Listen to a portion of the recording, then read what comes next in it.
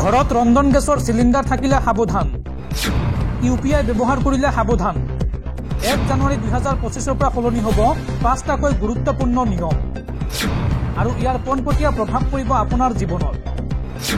1 জানুৱাৰীৰ পৰা কি কি নিয়ম সলনি হ'ব জনাই আছো সবিশেষ।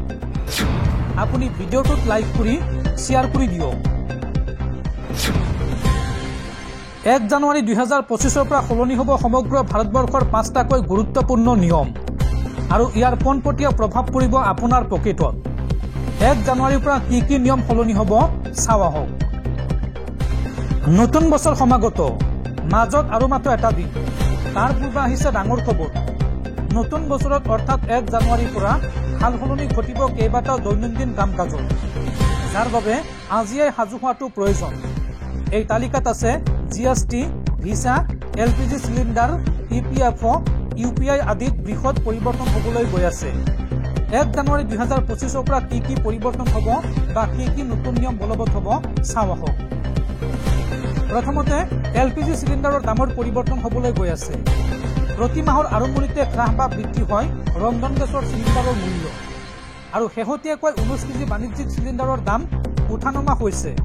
আনহাতে বিগত কেইবা মাহ ধৰি স্থিৰাৱস্থাত আছে 14 কেজি ঘৰুৱা চিলিণ্ডাৰৰ মূল্য। গতিকে 2025 পহিলা জানুৱাৰীতে উঠানমা হ'ব পাৰে এলপিজি চিলিণ্ডাৰৰ দাম। আৰু তাৰ পিছত নিয়মটো হৈছে কৰ্মচাৰী ভৱিষ্যত নিধিৰ পেঞ্চন উলিওৱাৰ সুবিধা।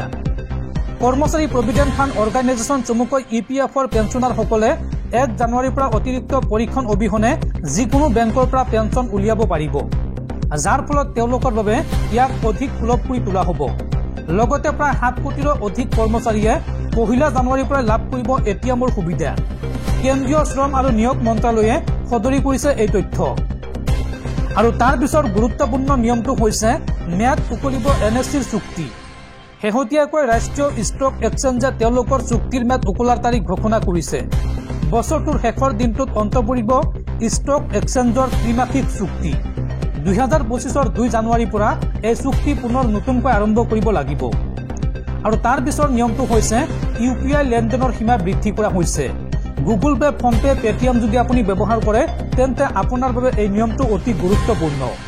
ইউপিআই 1 to 3 পে লেনদেনৰ সীমা 5,000 টকাৰ পৰা 10,000 টকালৈ বৃদ্ধি কৰা হ'ব। এইদৰে ফিচাৰ ফোন ব্যৱহাৰকাৰীসকলে লেনদেন কৰাৰ ক্ষেত্ৰত সুবিধা পাব। 2025 পহিলা জানুৱাৰীৰ পৰাই এই নীতি কাৰ্যকৰী হ'ব। এইদৰে বহুকেইটা গুৰুত্বপূৰ্ণ নিয়ম সলনি হ'বলৈ গৈ আছে 1 জানুৱাৰী 2025 পৰা।